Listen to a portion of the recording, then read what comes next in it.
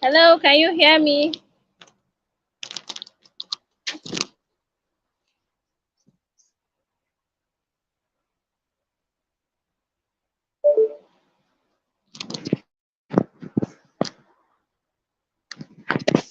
Mr. Johnson, please do let me know if you can hear me.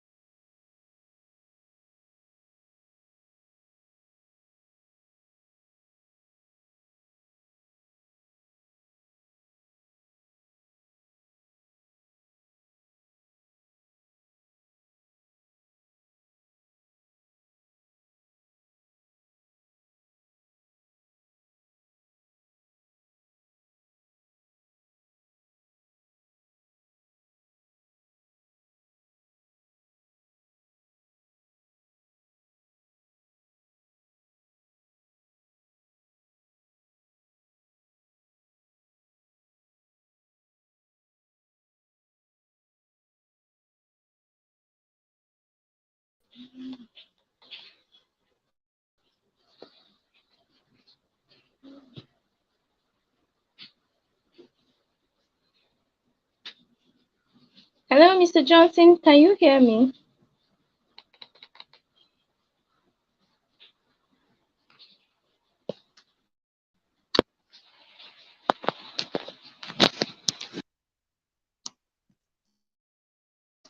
Hello, Mr. Johnson, please can you hear me?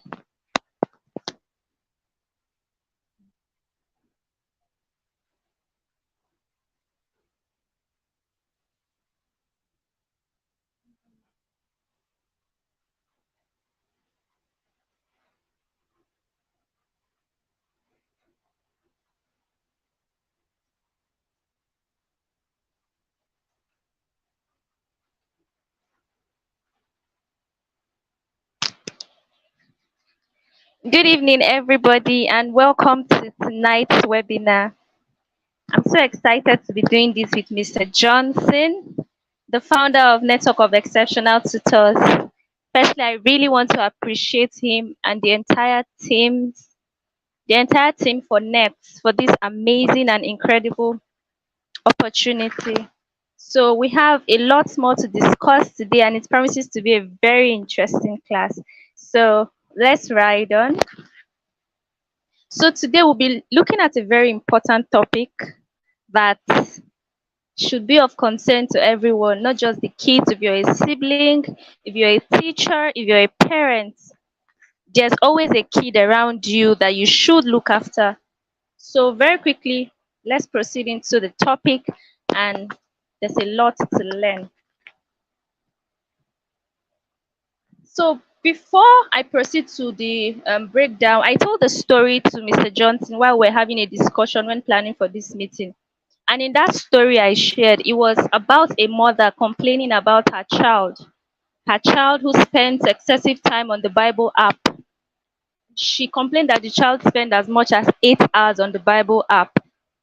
But then, out of curiosity, she wanted to find out what really the child was doing on the Bible app for that long. And after opening the Bible app, she discovered that the child was using the Bible app as a platform for pornography, to send nudes to his girlfriend, and with scriptures attached So it goes to show you that these children are exposed. The digital space has made it really possible for them to get every kind of information, both the negative and the positive. And we have to really consider how to censor what the children take in. Otherwise, it's going to determine the kind of way they act both at home and in school. So, very quickly, as much as you know that there are several positive use of the digital space, there's also the negative part which we'll also get to touch as we proceed. But for a start, let's proceed to the positive usage of technology for kids. The positive usage for technology for kids. So kids can maximize technology for several things, among which include consuming educational content. Educational content can be in form of learning apps or learning platforms. What are these learning apps that kids might want to consider? The first on the list here is Khan Academy Kids. Now, this app provides a wide range of interactive activities, including educational games, books, and videos covering subjects like math, reading, language arts, and science.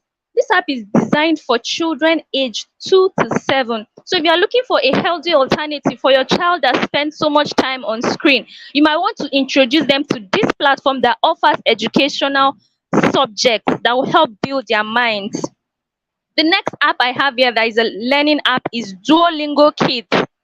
This is a very fun app. Children can learn international languages with it. For instance, if Chinedu wants to learn how to speak Spanish without having to go to a Spanish speaking college, Chinedu can use this app to learn the language, and it is fun and interactive for children to learn with. We also have other apps for children who want to learn coding. For instance, the Scratch Junior, quite interesting app to use. It helps children learn how to code using colorful blocks. For children aged 5 to 7, they can learn to program beautiful concepts, create their own interactive stories, and even game animation using this Scratch Junior app. So introducing children to apps that will help their minds at a tender age will help them set their priorities straight. Another app we have here very quickly is Epic. Epic is a digital library. It just provides access to thousands of children's books, audio books, and even educational videos. It has personalized recommendation for kids to explore their reading and comprehension skills. We have the Toka World, Toka Life World, we have the NASA Space Place Prime, we have the Sago Mini World, we have the Code Spark Academy, we have ABC Mouse. All these apps have several ways they help to develop the child's learning ability and make the child a lot more smarter than when they depend on cartoons that are strictly for entertainment. Okay, so aside educational apps that are listed earlier, we also have learning platforms. If they're not using a phone, for instance, and probably they're using their TVs and it's probably connected to the internet, they can they can be schooled using certain online platforms. For instance, we have platforms like Adventure Academy, we have platforms like Outschool, Scholastic, Learn at Home, Prodigy, BrainPop, Code.org, Duolingo, depending on your child's need per time. So all of these apps help them to better learn and express their creativity. The next part I'm talking about, aside helping them learn, seeing digital technology as a tool for learning, is also that it helps them express their creativity. There are certain things that you can do on the digital space that will help the child express his or her creativity. For instance, a child that has a flair for art or design, a child that has a flair for storytelling and animation, you can bring out the genius in that child by introducing the child to certain platforms or apps that have games that encourage them to express their creativity. Now, I listed few of these apps that you might be checking. You might check on your Play Store and find these apps and try out which works for your child. For instance, a child that is artistic in nature, that is interested in digital arts or design, can use Tux Paint. This is a kid-friendly digital art software, and it provides several drawing tools, special effects, and the interface is very children friendly. It helps them to express their creativity. We also have Kid Speaks. We have Adobe Spark for kids.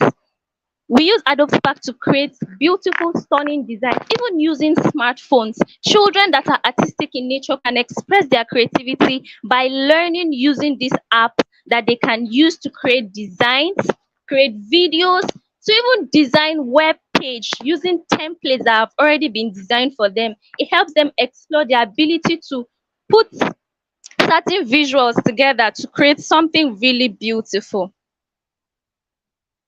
I hope you're following me. Okay, next we have here is storytelling and animation. Mr. Johnson, please can you move the slide a little further? Very good, thank you. So storytelling and animation, there are children that are very good with animations. You know, they like to sketch on their books, they like to tell stories of what they've already sketched on their book. Such children that you've noticed this ability in them from a young age, you can maximize it further. For instance, there are platforms they can use to learn and enhance that skill. One of it is the stop motion studio. Now, this app allows kids to create stop motion animation using camera. It helps them to frame and edit sound effects. It also helps them to add titles and credits. Now, for children who are interested in watching cartoons, you can let them know that they can create their own cartoon characters. They can create animation using just a simple app. The Flipper Clip app, for instance, it helps them create their own animated cartoons. It also offers drawing tools. They can use their voice to enhance the animation and set it to how they want it to be. So introducing children to things like this makes them know that not only can they watch those things on TV, they can create their own too. They can bring out the genius out of the creativity.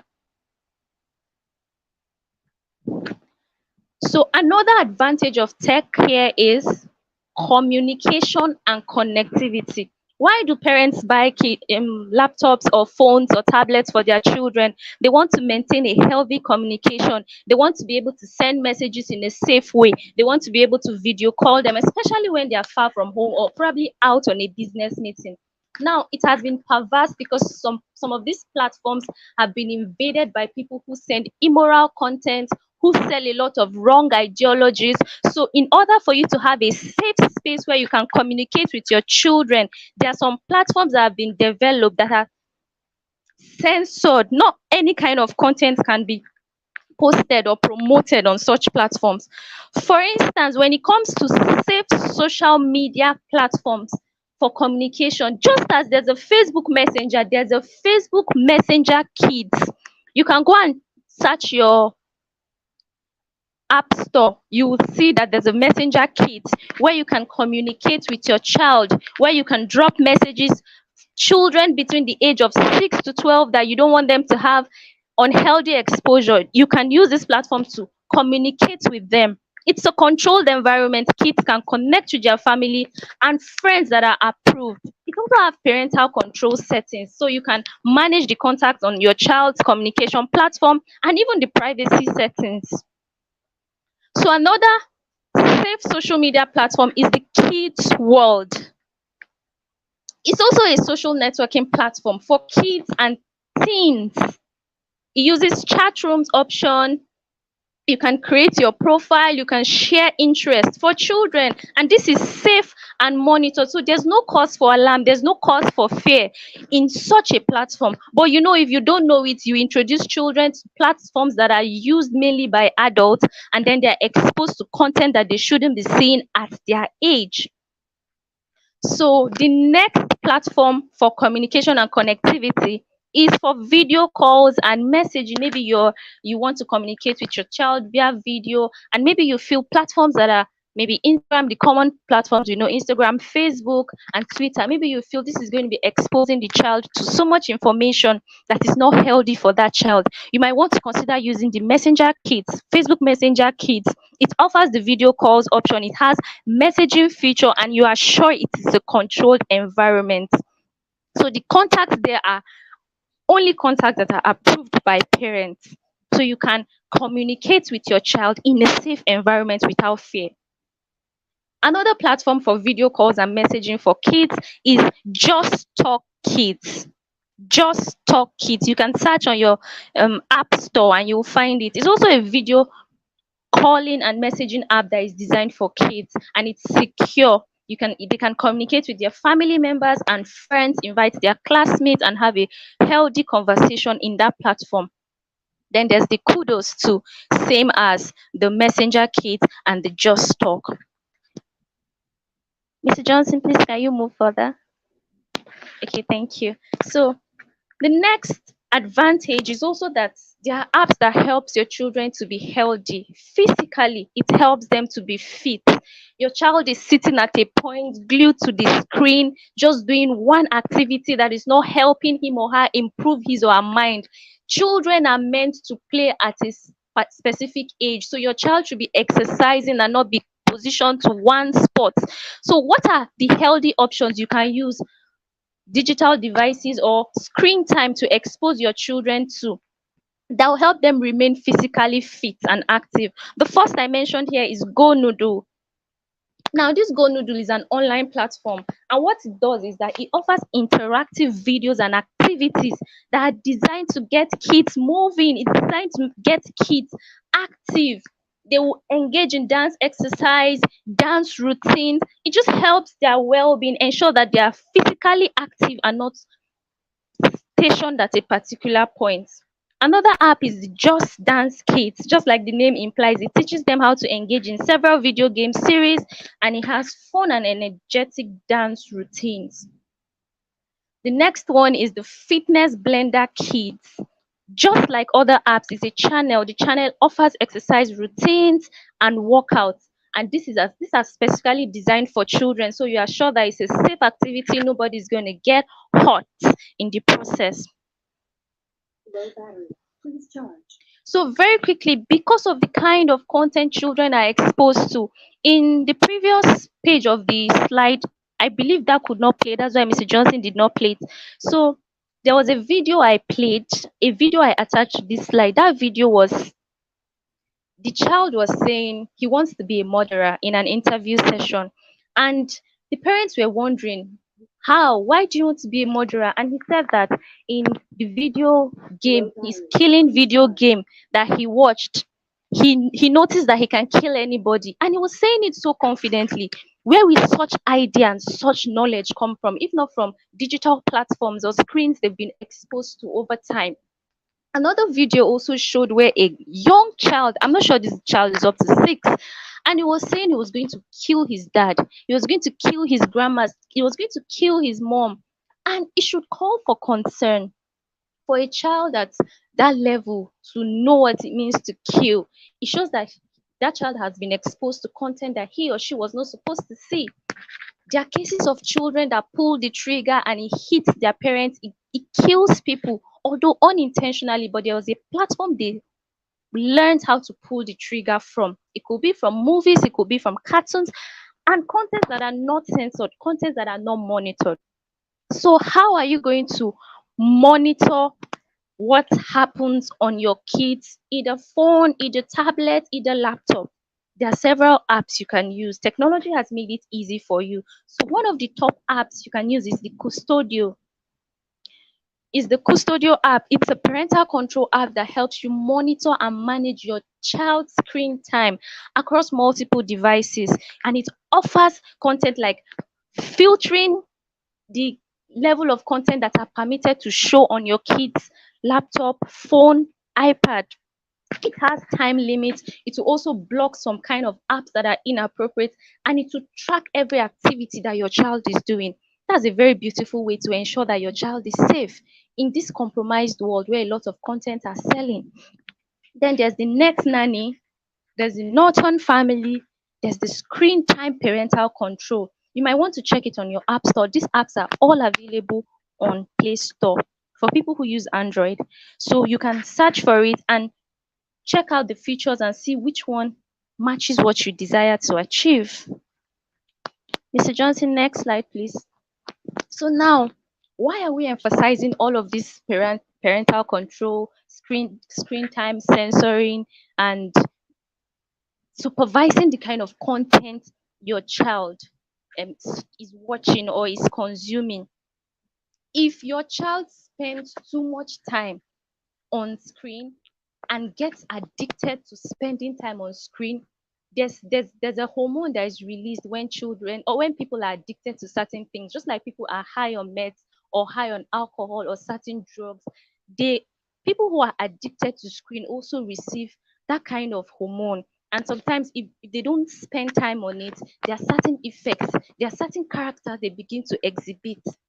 Now, according to World Health Organization, I captured exactly what they say so that it's not like I'm the one that introduced this. World Health Organization stated that infants less than 1 year should have no screen time at all. So your child from 11 months down to day one should not even have should not be introduced to screen time at all, because you are building the foundation of that child, and what you are introducing to that child shapes how the child will grow up, what the child will like, what the child will crave.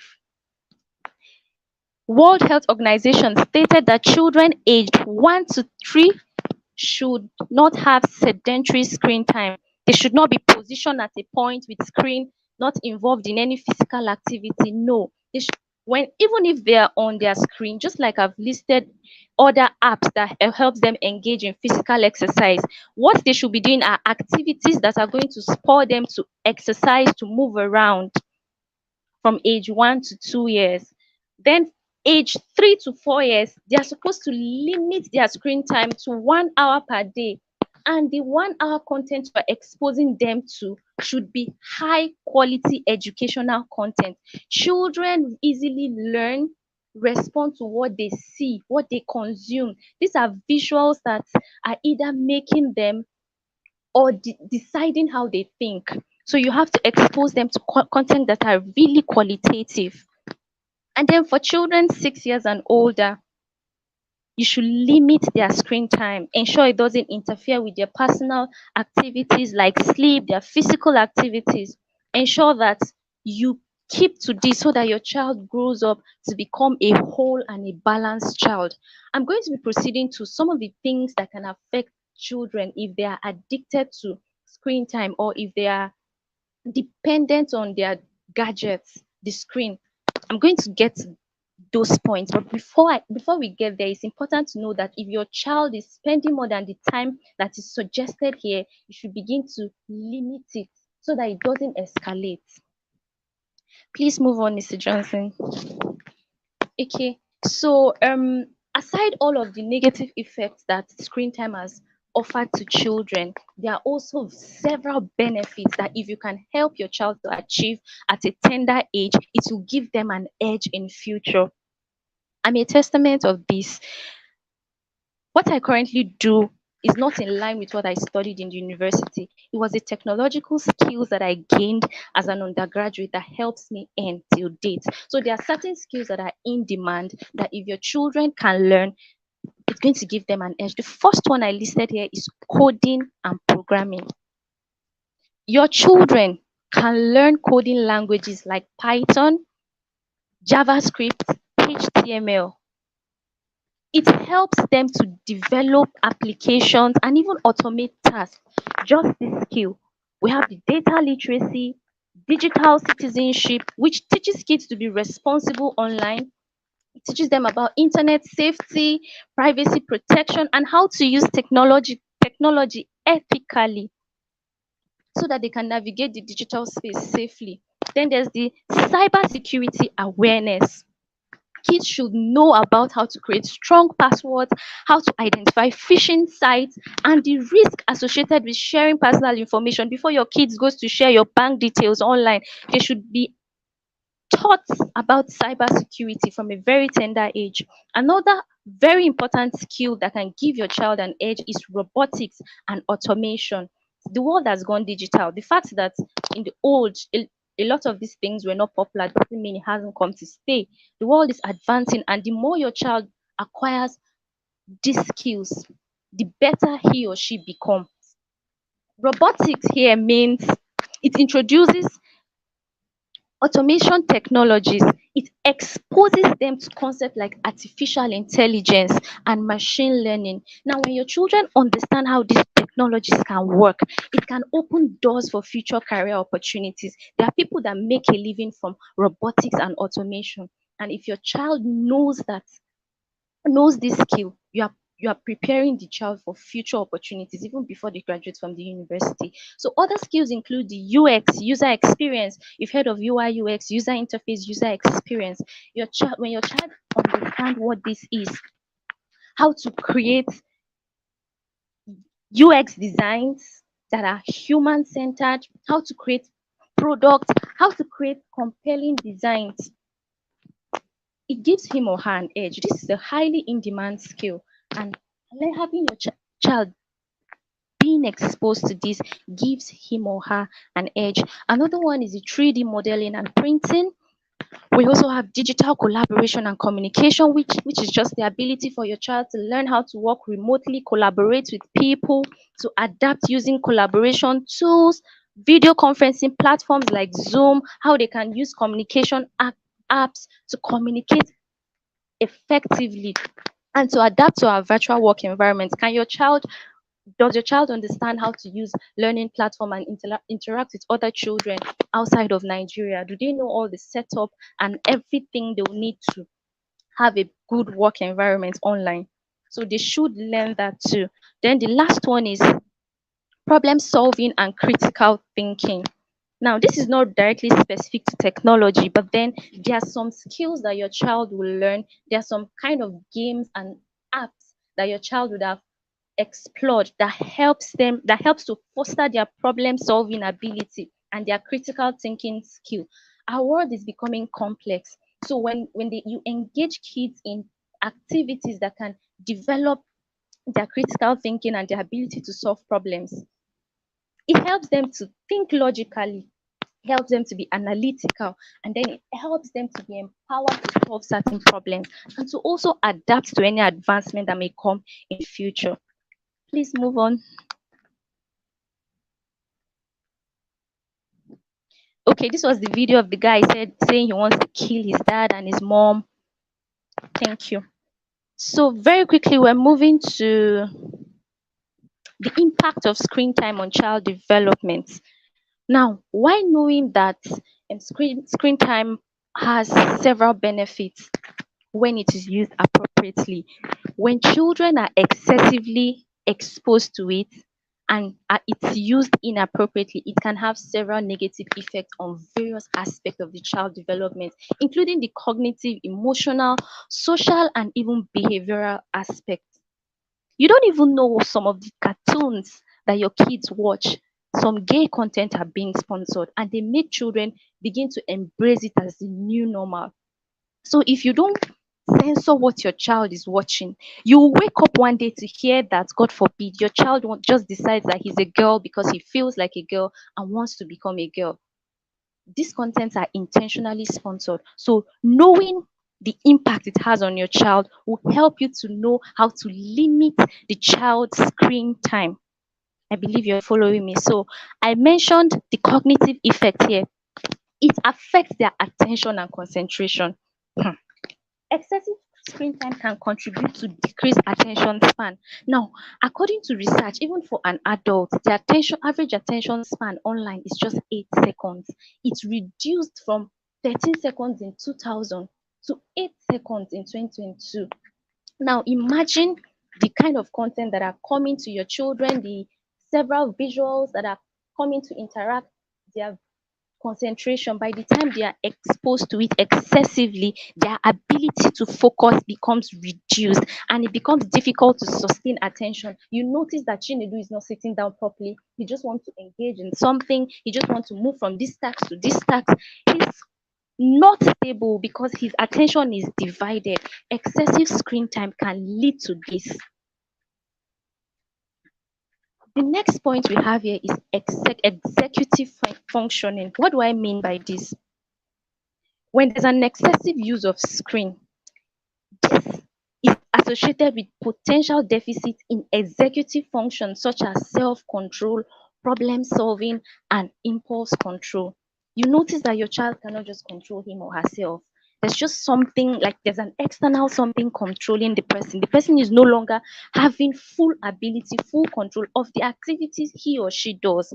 When there's excessive screen time, it can have this negative effect on your child. The next we have here is the emotional effect. The first we have here is emotional regulation. Excessive screen time can disrupt the development of healthy emotional regulation skill. Children may begin to rely on screens as a primary source of emotional regulation or escape. Maybe Musa is sad and you're trying to talk to Musa about why is he sad, and then he resorts to screen as his primary source of solace, right? You notice that this thing is not allowing him have a proper communication with you as his parent or his teacher. He just goes and focus on the screen. Excessive screen time can make them begin to depend or rely on it for some form of comfort. Another one is mood and well-being. Now, some studies that were conducted showed that excessive screen time is linked with increased risk of depressive symptoms, anxiety, and decreased overall well-being. Some people, you just notice that their mood just swings. They just move from mood being happy to being extremely sad, and there's no justifiable explanation for that. They just want to have their gadget, they just want to watch their favorite cartoon, they just want to play their favorite game, otherwise they're feeling so sad. When you notice this sign in your child, is a sign that something is wrong and you should begin to pay attention to them. Another way it affects is the social skill. Here,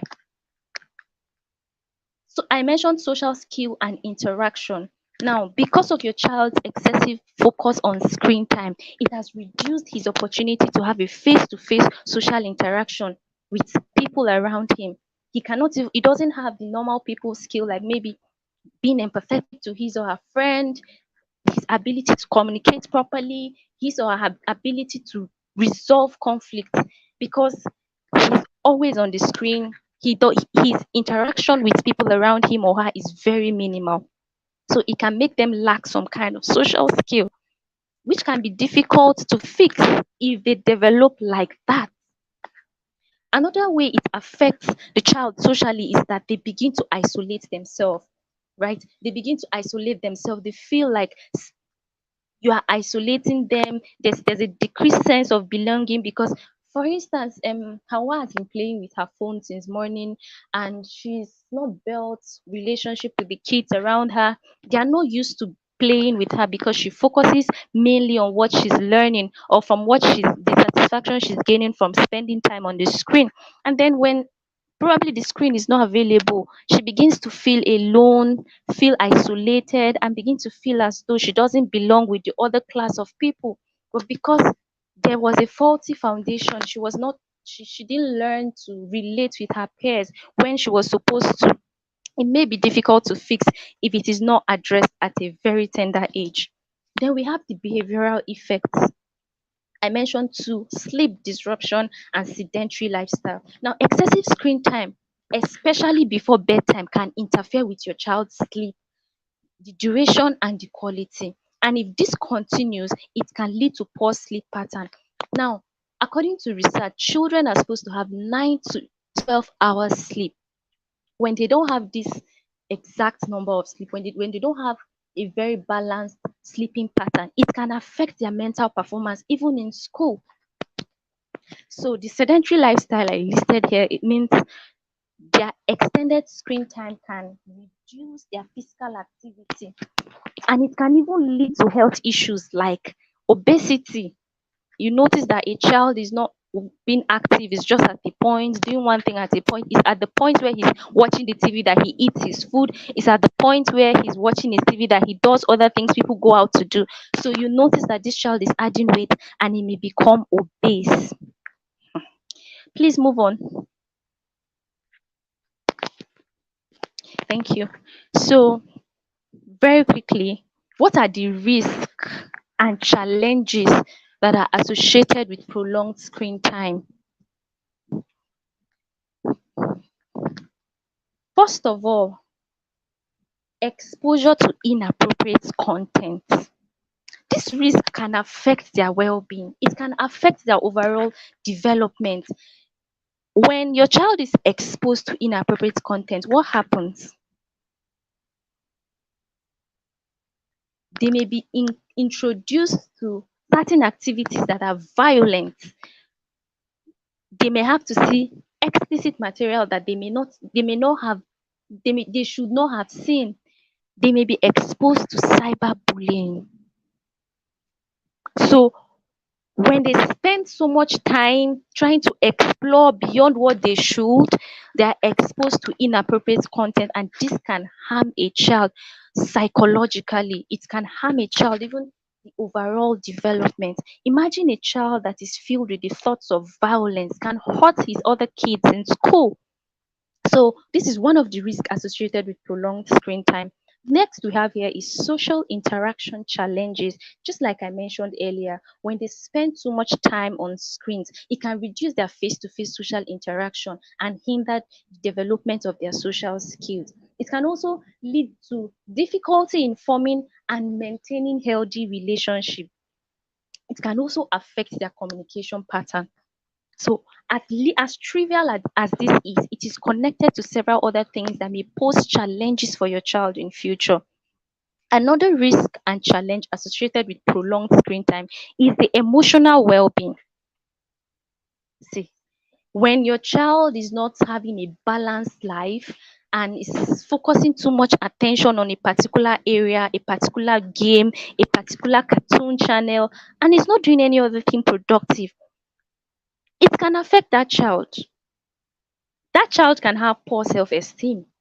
The child begins to have risk of anxiety, sometimes depression, because it replaces the real life experiences they should have, the emotional connection they should have, and the health. It affects them in the long run.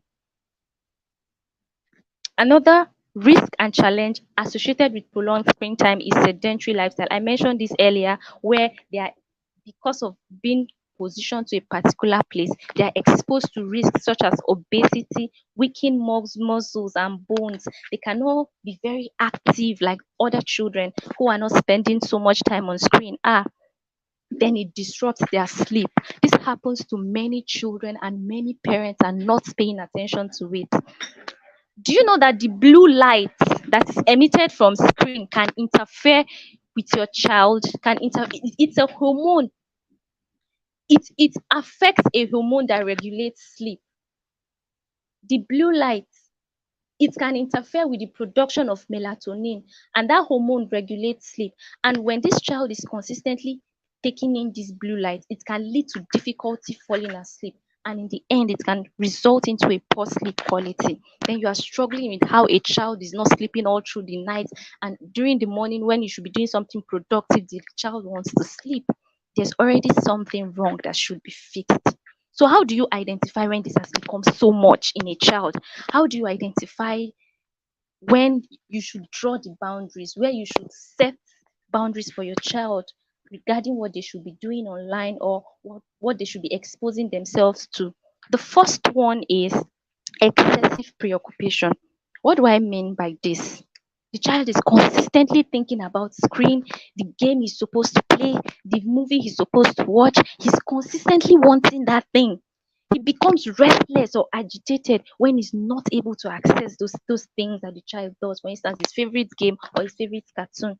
When you notice that a child is becoming restless, you say, Musa, sit down here. Musa doesn't want to sit down. Or Ella doesn't want to be at rest because there's something she's thinking about the game. She has to play the game. She has to watch that cartoon. When you notice that they're excessively preoccupied with thoughts of this thing, you should draw a boundary.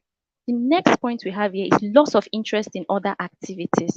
Loss of interest in other activity. You just notice that this child just lost interest in hobbies. The child doesn't want to engage in any sporting activity or social life. The child, something they once enjoyed, they don't do it anymore. They just want to spend time on their screen. You already know the way it affects their well-being, so you should pay attention to it when they lose interest in a lot of things they used to enjoy. Another thing you should pay attention to is when a child begins to neglect responsibilities. For instance, David knows that he's supposed to wash plates by 5 p.m. after coming back from school, but David refused to engage in this chores. There are other schoolwork that are pending. David will not do it. He just wants to use his screen. And you notice that over time, this declines their performance in school. They are performing below par. Their performance is average. When you notice this sign because of their dependence on screen, I think you should draw a boundary, because if this continue, you may not have the child you've always dreamed of having. The next is withdrawal symptom. Now, the child exhibits signs of withdrawal when you just take the screen away from them. The child begins to express irritability or mood swings. It becomes restless. When a child begins to act like that towards the screen that is exposed to, there's a there's a need to draw a boundary urgently. We have the escalating usage. The child that started with just 5 minutes screen time wants to spend 10 minutes, next tomorrow wants to spend 20 minutes, and it keeps getting longer. And if it doesn't get as long as he or she wants, they begin to feel like they've not gained the satisfaction they should gain. That is a sign of addiction that you should pay attention to. Then it has interference with relationships. Just like I mentioned earlier, excessive screen time can negatively impact your child's relationship, both with your family members, their friends, or peers. We also have the physical symptoms such as headaches, eye strain, fatigues, or sleep disturbance. When your child is on the screen for hours, it can cause headache. It can make them to feel tired unnecessarily, and their sleep can be distorted. So the next one I have here is emotional and behavioral changes. Your child begins to be aggressive. Your child begins to have mood swings, impulsive behavior. You cannot even control them anymore. It has affected them, and you need to pay attention to it immediately. Then you notice that the child becomes very secretive. The child that doesn't hide anything suddenly starts hiding or lying that they didn't watch the cartoon or they didn't play the game, is trying to get away with something and becomes defensive. You should pay attention to that. Then the final one we have here is neglected self-care. You notice that Jafar did not go to bed in the morning. He's on his screen. You notice that he's not even eating because probably he's not feeling hungry. He's occupied with the game he's playing or the cartoon he's watching. He's not exercising, nothing. You should pay attention to it. As we wrap, it's important to note that these signs, they are different. They can vary among several children. The presence of just one of these signs does not necessarily mean addiction or dependency, but if there are multiple of these signs or you notice a pattern that has affected your child's life, it may be a cause for concern, and I think you should pay attention to it. So I rushed everything I said just so that I can capture every important point, and I hope you've learned a thing or two from all of this. Thank you very much.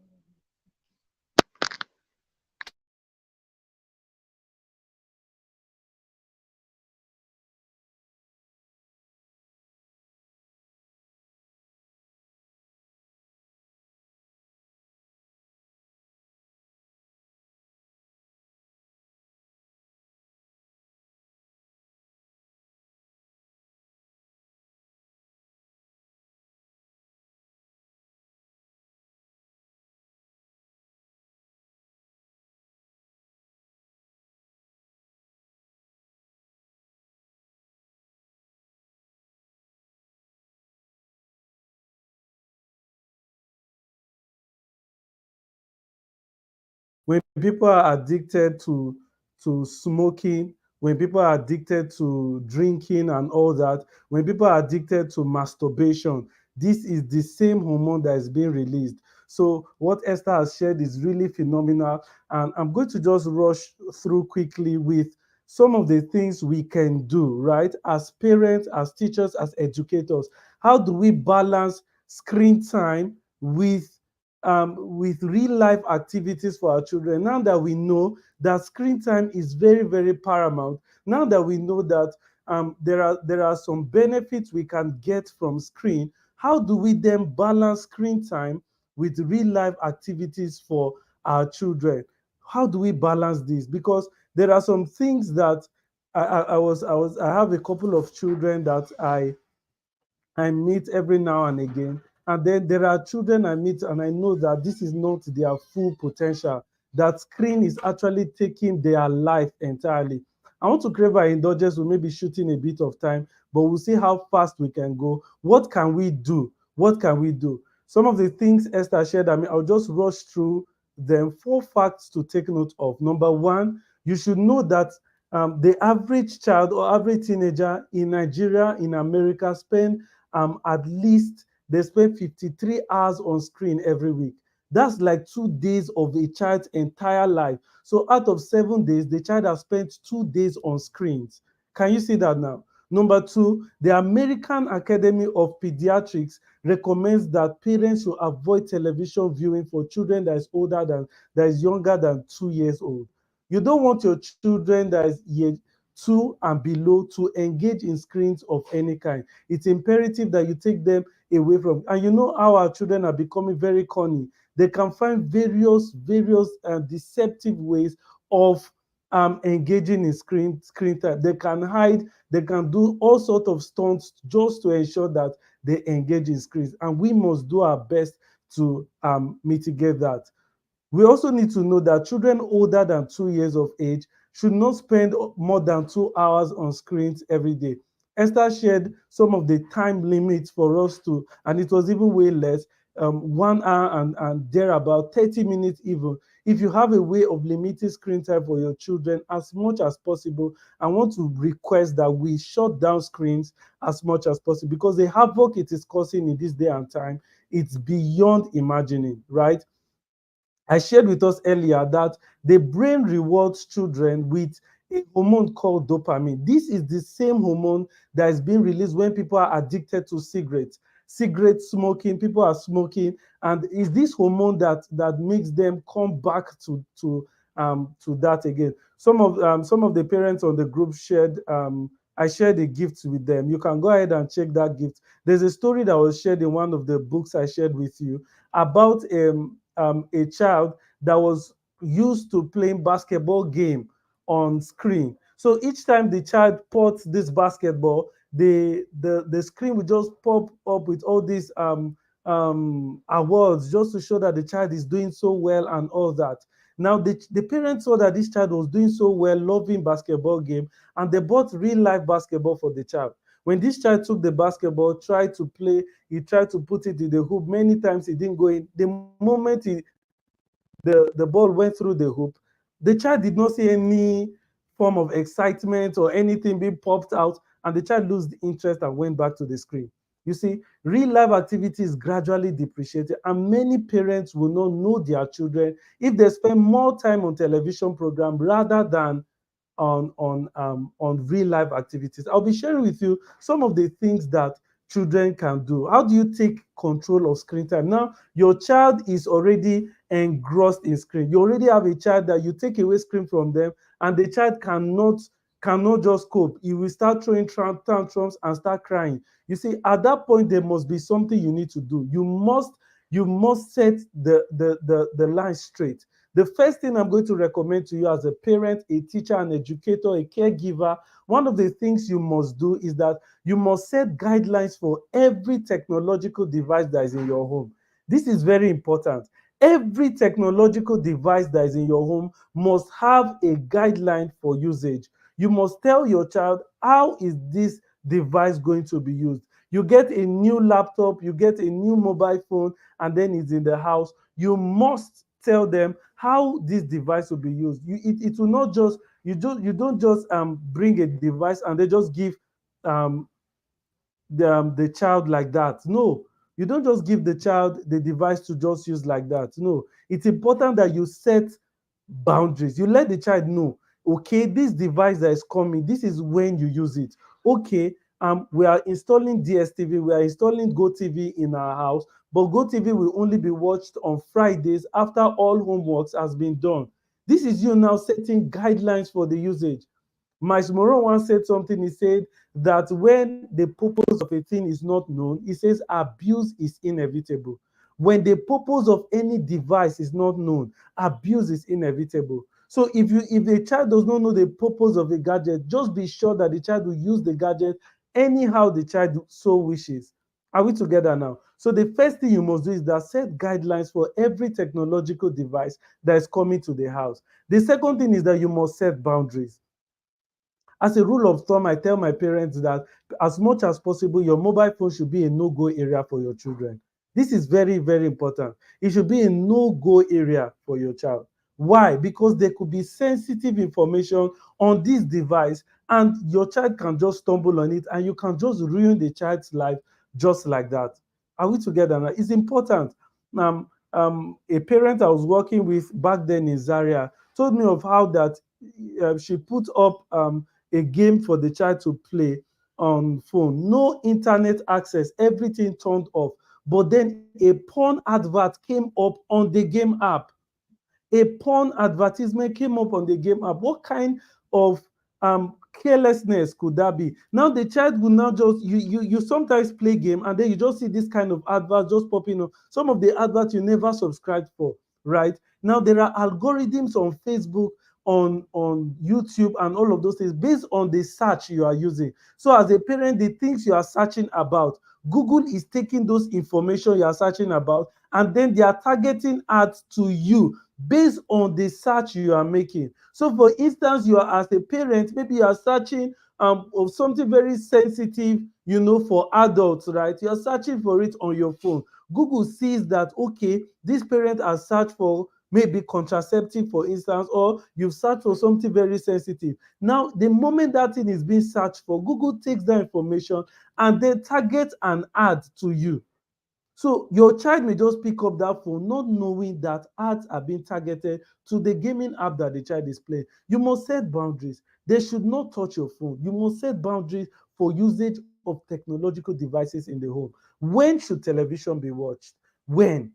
If you don't have a time where this should be done, the child will just take any time to do anything he or she wants. It's imperative that you set time, set boundaries. Okay, television programs will no screens after light out. When is light out in your house? Can you say it's bedtime exactly by 7:30? It's bedtime exactly by 8 p.m. We must be able to set boundaries. Let the children know what to do at a particular period of time. There was a parent, I'm sure she's following right now, that reached out to me to design a daily routine for the child. And I designed a routine for the child. Bedtime, we know that a child should get at least 8 to 10 hours of sleep every day. 8 to 10 hours of sleep every day. Now, when children get sleep deprivation, it's part of the reasons why they lose intelligence. They are no longer, they don't do well in school. I have a child in the school I work that comes to class and sleeps, comes to class and begin to draw dinosaurs, begin to daydream. And you are wondering why your child is not doing well, whereas cartoons and the things the child is watching is already taking the child's intelligence, taking the child's knowledge. If you are getting value, please write it in the comment section and let me know you are learning something, right? It's imperative that we set these boundaries, okay? It's very, very important. The third point I would like to share is that you must ensure that you do not give a child any internet-enabled device. Any internet-enabled device at all should not be given to children. Try as much as possible. Everything should totally be offline, at least for their age. If you must give a child any device that has internet, maybe you want the child to learn coding or something, then there must be a parental supervision for that usage. This is very, very important. Why are we saying this? Because we want to save our children. We do not want our children, excuse me, we do not want our children to fall in the hands of the havoc media is posing. I'm sure you must have seen that Scotland has already approved that children from ages 4 and above are already eligible to change their gender. Yes, That if you're in Scotland, your 4-year-old can leave the house as a female and come back home and say, Mom, I decided to be a male. And you don't have any reason to scold that child because you will be sued to court. A parent complained once. You can go and verify this news is online about Scotland and this news that I'm saying. You will see it online, right? A parent complained and the parent was sued to court and was imprisoned. You can imagine that. So we must ensure that the things our children are setting their eyes on are age appropriate and ensure that internet is a no-go area for that child. The fourth point I'm sharing here is how to take control of screen time in the home. Properly educate your kids or your teenagers on what to watch, what is acceptable to watch. I have a child that we homeschool in net.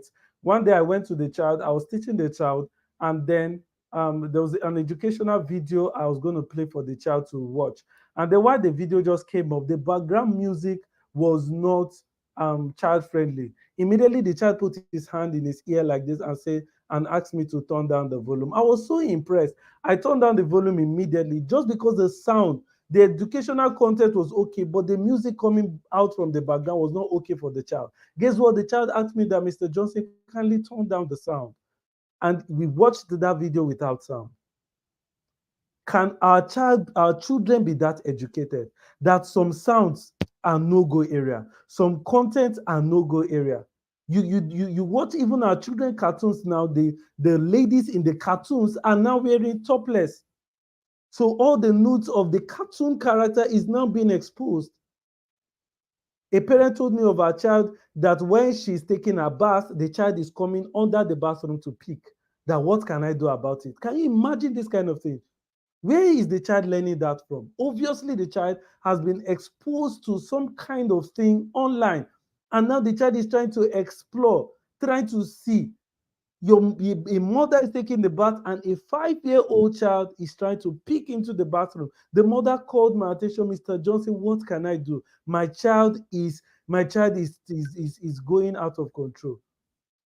Some of these things are being learned from screen, and we must educate our children. Guess what? Children from age 3 and above are already eligible to have some kind of sex education. There are age appropriate sex education for children. You must try to go ahead to learn these things, find a way to educate your child on some of these things. Are we together now? The fifth point I'm sharing with you today is that you must set up systems and routine for screen time at home. What are the routine? What is your schedule? What is the child doing at every point in time? Listen, you can automate. I'm not saying that you are trying to grow a robot, but if a child know what he's doing at every point in time, that child will not go out of board. We have parents that are struggling with their children. The children are going out of control. Why? Because they've been exposed to too much screens. And guess what? Excuse me. The screen is showing too much activity. So when the screen is turned off, the child becomes restless. It's not because the child wants to be out of control. It's that all what they've been watching for the past 4 or 5 years of their life has been so much activity. Check the cartoon. Everything is moving on high speed from one color to the other. Everything is moving on high speed with the sole aim of keeping the child glued to the screen for that period of time. So if you do not set up systems and routine in the home, what is your child doing as soon as the child comes back from school? Your child drops the bag in the bedroom, drops the shoe, and the next day you are looking for shoes, you are looking for bag outside. All these things is because there is no routine. Are we together now? There should be a place where the bag is hung. There should be something. What's the child doing? The child should know that after school, I'm going to take my bath. After bath, I take a nap for 30 minutes. I take my book and do my homework. After, something, the child should know. And then when you come, is this the time to watch TV? The child by itself will say no and turn off the screen. Excuse me. So this is very important. Schedule everything. Anything you don't schedule will never get done. Anything you don't say do your homework, do your homework. You don't read your book. You don't read your book. When is the child supposed to read this book? Have you scheduled it? Has this time be well allocated? Does the child know when to read? Don't just assume this child is not reading. When is the child supposed to read? We are putting up a class maybe sometime next month, we'll find a way to chip in some of these ideas. So ensure that you are part of our community. Ensure you subscribe to our YouTube channel so that some of these ideas, when we are bringing it out, you'll be the first to follow through with it. Subscribe on the channel right now so that you can follow through with what we are doing. This is very, very important, right? The next point I'll be sharing with us is choose healthy program for your kids. Guess what? Some of the programs that they share with us now, and they say that it is for kids, is no longer for kids. I told some of the teachers that work with us, we have a group of teachers that work with us. I told them that there was a teacher that reached out to me. I said, no, whenever you want to send any video to my children, let me know. I want to watch the video. So I take time to watch all the video that is being sent to our kids at home. Why? Because even the cartoons that seem to be for children is no longer for children anymore. Captain America, one of our children's favorite program, the gay version has been introduced. So what then is now appropriate? If as a parent we do not take out time to watch, to check what the child is watching, then we'll have a lot of problems when the child grow up. Excuse me. Now, I shared some points to note. 4 points for you to note when you want to choose a program that your child should learn. What are some of the things you need to put into consideration when you want to pick programs your children should watch? Number one, what factual data is your child going to learn from the program? How is that information going to be helpful in the child's life? For instance, some of the videos I show my children has a lot to do with science and some science educated. So you see a 5-year-old will tell you that there are 8 planets in the world and begin to list the planets.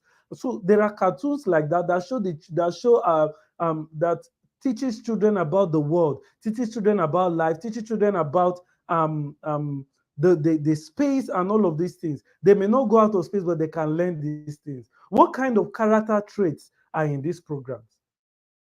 I watched a cartoon you will not know, very subtle cartoon, and subtle information was passed. The protagonist now in the character in the cartoon was having parents, both parents are male, dad and dad as the two parents of a child. What are they portraying? It's a very subtle information they are passing across to your child, just to tell your child that, okay, it's okay to have dad and dad as being. So you have a lot of children growing up, and then they are okay with growing up in a broken home. They are okay in growing up in various kinds of disorganized and disoriented family.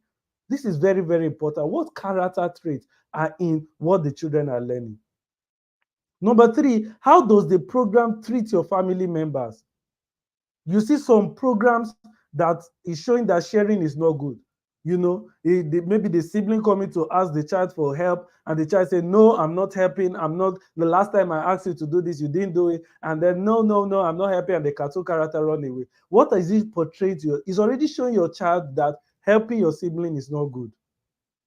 Are you seeing that now? So if you don't check what information is being passed, you just end up exposing your child to various kinds of harm and havoc. The fourth point here, excuse me, is the program your child exposed to consistent with your family values? I bet you that some parents do not have family values in the home. There should be at least 4 or 5 family values that you should portray. Print it and paste it somewhere in your house so that every member of the family know that this is your family value. Value of honesty, no telling lies. That means you are ready to accept when your child is saying the truth, irrespective of, and no consequence should come. The child should be honest at all times. Now our children can tell lies without feeling any form of remorse. You see the child breaking the vase and you say, who did it? Say, I'm not the one. Immediately he's telling lies. It shows that there's no family value. So is the program consistent with your family values? Excuse me. Is the program consistent with what you want to portray in your house? The value of sharing, the value of humility, the value of respect for elders. Our children no longer greet elders. You have to say, hey, Junior, greet. Can't you see somebody is here, greet? That means the value has not been portrayed. So the program they are watching should portray the character you want to see in them. Are we together now? Please, if you are getting value from tonight's class, let me know in the comment section that you're getting value. Let me know, send value in the comment section. Let me know you are learning a thing or two.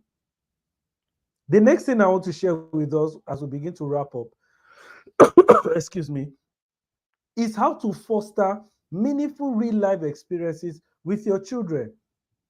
How do you foster these meaningful real life experiences with your children? Are we together now?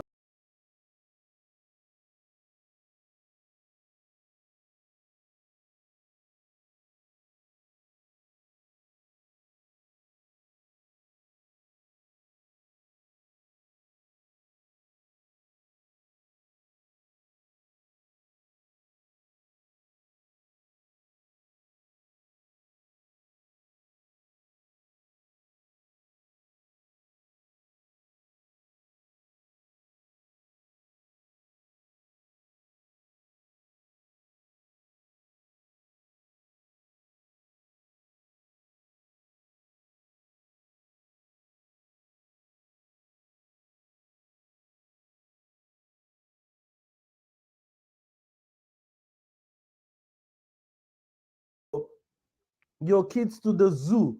You can decide to take your kids to the museum. Let them see life outside the four walls of the bedroom. Let them see life outside the four walls of the classroom. Take your kids out. Let them engage in physical activities. We don't want our parents to be not involved in their children's growth. The experiences the child will grow up with is dependent on um, what you have imbibed in them while they are growing up. Some of the experiences you are sharing today, while you are happy about your parents, is because of the experiences, the time you've had with your parents. So, what experiences are you building with your child today? You want to encourage outdoor exploration. Number two, embrace family time. You can set aside time for family time where you just no screens, shut down your phone. I tell some of my parents, I said, excuse me, that while you are taking your child back from school, off your phone or put it on flight mode. That's the time where you begin to have meaningful conversation. Don't say there's no time. I know that we are busy, but you can make that time where you are picking the child from school. The child is in your car. Use that period to have a healthy conversation with the child. You need to know who are the friends of your child, who is the teacher of your child, what is the child learning in school. Some parents don't know anything about their children. Maybe he's a teacher that say, yeah, your child is interested in football. Or you say, really? And you give birth to that child. Really? You should know the interest of the child. You should be the one portraying this interest to the teachers in school. Are we together now? Number three, nurture the hobbies of the children. I used to tell our parents, do not force a child into a career path. You want to embrace the hobby of the child. Some parents humorously tell me that when they're pregnant, they say they know this child is going to be a footballer because of the way he was kicking in the stomach, right? Some of these things you knew when the child was growing up, you were able to point out some of the the things the child is interested in, the things the child love. How about nurturing it? The child love playing with games, playing this. How about getting piano, a musical instrument for the child? How about getting a football for the child? Are we together now? What is the passion of your child? Look for a way to tailor what you are doing. Get something that will nurture the hobby and the interest of your child. Are we together now? The next point I'll share here, we're beginning to round up, is that you must promote unstructured play. Promote unstructured play, excuse me, right? Get Legos. Let Legos be there in the house. I tell some of my parents, there should be a cabinet for play devices for the children, right? Lego somewhere, puzzles the children can pick up and piece together. And when they are done, they should be able to arrange it and organize the room back. They should know how to play with their imagination. Toy house. I beg your pardon, excuse me. Toy houses, very good. Remember while we were growing up, some of us did this. You played with sand. you cook sand, and all of these things that helped us build our imagination. Now our children can no longer imagine. They don't know all this play. These things that build creativity, that helped us in our problem solving skill, is no longer in existence. You want to promote unstructured play. Let there be so much play devices. Children are supposed to be playing at the early ages of their life. There's something I missed out on. I was going to tell us earlier that there is something called neural links, neural connections, that is responsible for the intelligence quotient of children. So, children from the first decade of their life, that means from age 1 to 10, they are supposed to put up, there are millions of neurons in their brain that are supposed to make connections. Now, the more the connections, the more intelligent your child will be. Now, guess what? What sponsors this neural connection is the experiences the child have.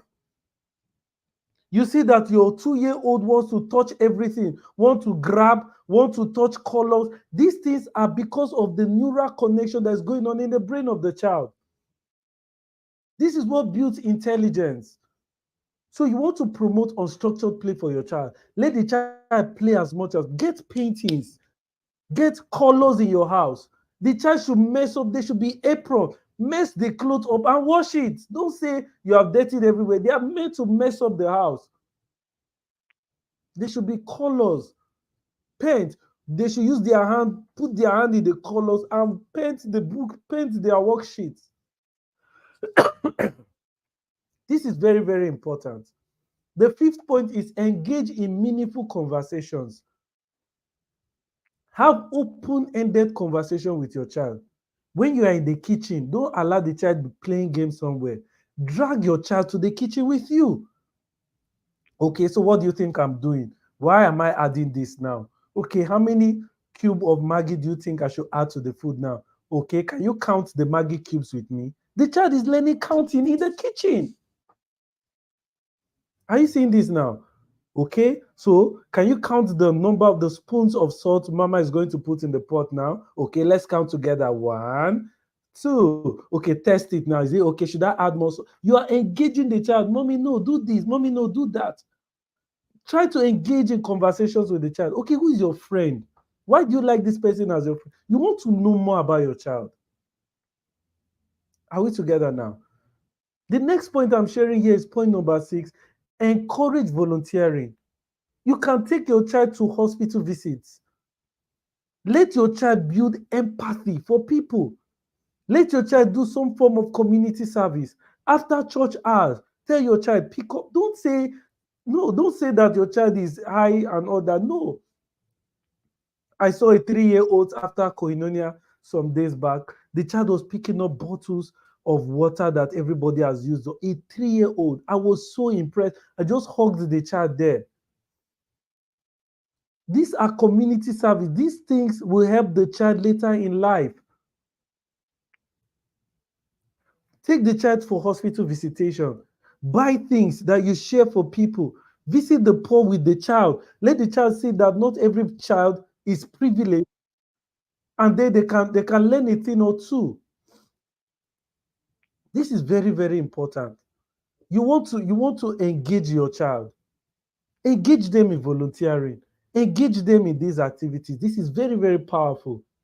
The last point I shared there is if you want your child to go off screen, you as a parent must be the first to leave screen.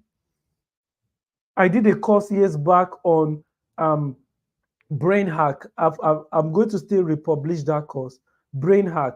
And I shared there that one of the first things many people, I can vouch that 99.9% of people worldwide, the first thing they do when they wake up is to reach out for their mobile device. If that's not the first thing you are going to do, you can leave that in the comment and say excluding you. But 99.9% of people reach out for their mobile phone immediately they wake up. So if you want your child to go off screen, be the first to leave screen. Model real life activities for your child to see. Let your child see that mommy is interested in going to the park. Mommy is interested in exercising. Get skipping rope. While you are jumping, your child should jump with you. Get little skipping ropes with them and skip with your child. While they are skipping, they should be counting how many times they've jumped. This is very important. You are literally going to change the life of your child by engaging in these activities.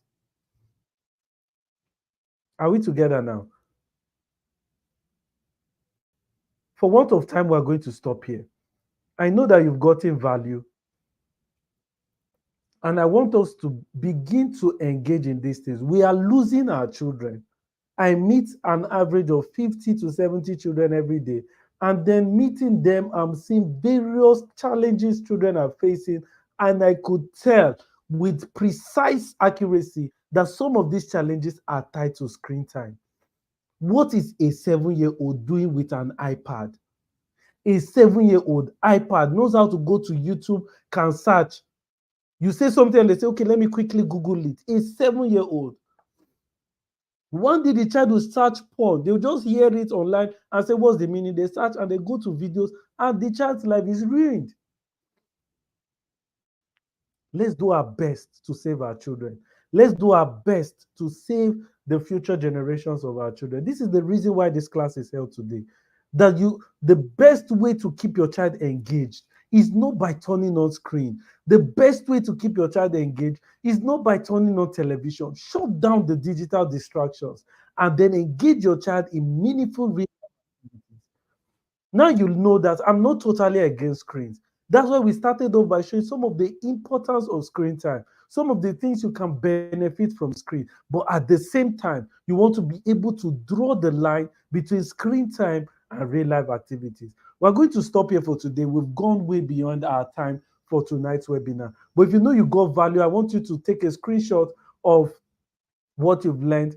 Take a screenshot of tonight's class, post it on your social media, and let everyone know that you got value from tonight's class. Are we together now? My name is Johnson. I'm the founder of Network of Exceptional Tutors, and this is what we do. Um, Encourage parents to do to imbibe positive values in their children. We try to help our children, our parents to grow the future generation, the future leaders of tomorrow. I hope you got value from tonight's class.